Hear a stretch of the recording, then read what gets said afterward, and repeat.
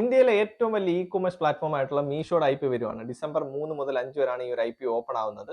ഏറ്റവും വലിയ e-commerce platform എന്ന് പറഞ്ഞാൽ അവരുടെ നമ്പർ ഓഫ് ഓർഡേഴ്സിന്റെ കാര്യത്തിൽ, നമ്പർ ഓഫ് യൂസേഴ്സിന്റെ കാര്യത്തിൽ മീഷോ ആണ് ഏറ്റവും മുന്നിൽ നിൽക്കുന്നത്. ഫ്ലിപ്കാർട്ട് ആണ് എനിക്ക് തോന്നുന്നത് ഏറ്റവും വാല്യൂവിന്റെ കാര്യത്തിൽ മുന്നിലായിട്ടുള്ള കമ്പനി.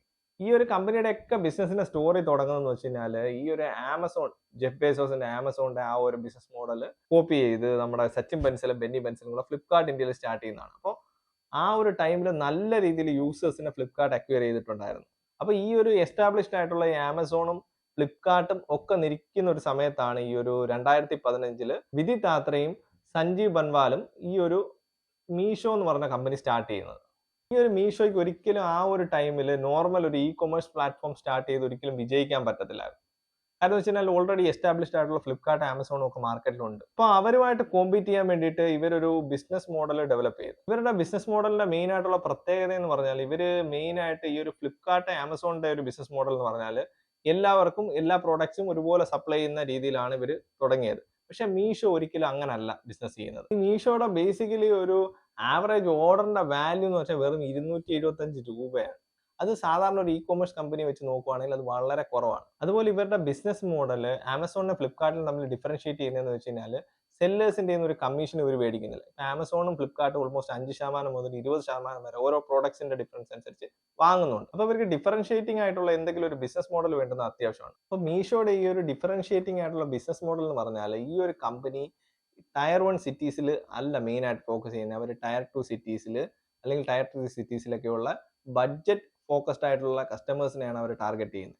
അവരെ അതുപോലെ ബഡ്ജറ്റ് ഫോക്കസ്ഡ് ആയിട്ടുള്ള പ്രോഡക്റ്റുകൾ മാത്രമേ അവർ സെല്ല് ചെയ്യുന്നതുള്ളൂ. ഇവരുടെ വേറൊരു പ്രത്യേകത എന്ന് പറഞ്ഞാൽ ഇവര് സെല്ലേഴ്സിന്റെ ഒരു കമ്മീഷനും മേടിക്കുന്നില്ല.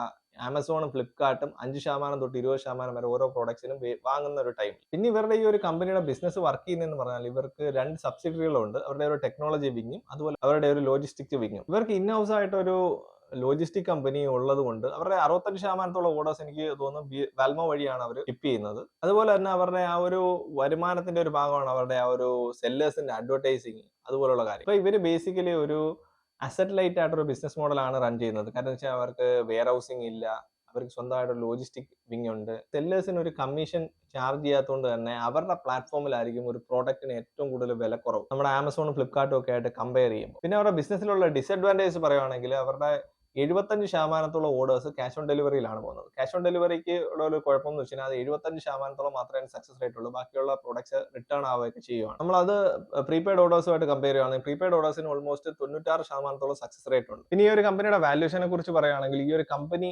ബേസിക്കലി മാർക്കറ്റിൽ ലിസ്റ്റ് ആവുമ്പോൾ ഈ ഒരു കമ്പനിയുടെ മാർക്കറ്റ് ക്യാപിറ്റലൈസേഷൻ എന്ന് പറഞ്ഞാൽ 50,000 കോടിയോളം വരും.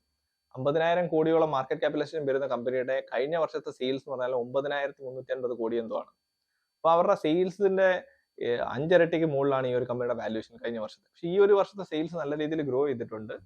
ആ ഒരു ഗ്രോത്ത് ആ ഒരു കമ്പനിക്ക് ഉണ്ട്. പിന്നെ പ്രോഫിറ്റബിലിറ്റിയുടെ കാര്യം പറയുകയാണെങ്കിൽ കമ്പനി ഒത്തിരി കാലം കൊണ്ട് നഷ്ടത്തിലാണ്. ഈ ഒരു വർഷമാണെങ്കിൽ 3,950 രൂപയോളം നഷ്ടം വന്നു. പിന്നെ ഈ ഒരു കമ്പനി ഡെറ്റ് ഫ്രീ ആണ്, കടമൊന്നുമില്ല, മിക്കവാറുള്ള ഇക്വിറ്റി ഇൻഫ്യൂഷൻസ് ആണ്. പിന്നെ അതുപോലെ പോസിറ്റീവ് ആയിട്ടുള്ള കാര്യം എന്ന് വെച്ചാൽ ഈ ഒരു company free cash flow produce ചെയ്തിട്ടുണ്ട് ഈ വർഷവും കഴിഞ്ഞ വർഷവും. ആ ഒരു അസറ്റ് ലൈറ്റ് ആയിട്ടുള്ള ഒരു ബിസിനസ് മോഡലിന്റെ ഗുണമാണ് ഇതെല്ലാം. പിന്നെ ഈ ഒരു IPO റേസ് ചെയ്യുന്നത് 5,421 കോടിയാണ്. അതിൽ 4,000 എത്ര കോടി രൂപ ഈ ഒരു കമ്പനിയുടെ വളർച്ചയ്ക്ക് വേണ്ടി തന്നെയാണ് ഉപയോഗിക്കുന്നത്. അവരുടെ ടെക്നോളജി ഇതിൽ ഇൻവെസ്റ്റ് ചെയ്യാനും അതുപോലെ അവരുടെ ഗ്രോത്തിനും വേണ്ടി ആണ് യൂസ് ചെയ്യുന്നത്. അതുപോലെ ബാക്കി 1,171 കോടി രൂപ ഓഫർ ഫോർ സെയിൽ ആണ്. ഓഫർ ഫോർ സെയിൽ എന്ന് പറഞ്ഞാൽ ബേസിക്കലി ആ ഒരു പ്രൊമോട്ടേഴ്സ് വിൽക്കുന്ന ഷെയർസ് തന്നെയാണ്. ഈ ഒരു IPO ഗ്രേ മാർക്കറ്റിൽ ഓൾമോസ്റ്റ് 37% പ്രീമിയത്തിലാണ് ഇപ്പോൾ വിൽക്കുന്നത്.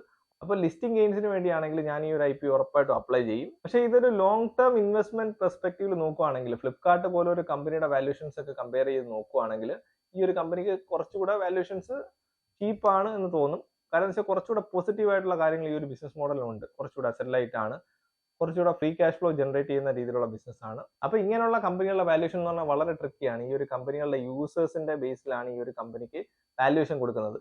ഓൾമോസ്റ്റ് 24 കോടിയോളം ആൾക്കാർ ഈ ഒരു കമ്പനി യൂസ് ചെയ്യുന്നുണ്ട്. അതുപോലെ 7 ലക്ഷത്തോളം സെല്ലേഴ്സ് ഈ ഒരു പ്ലാറ്റ്ഫോമിലുണ്ട്.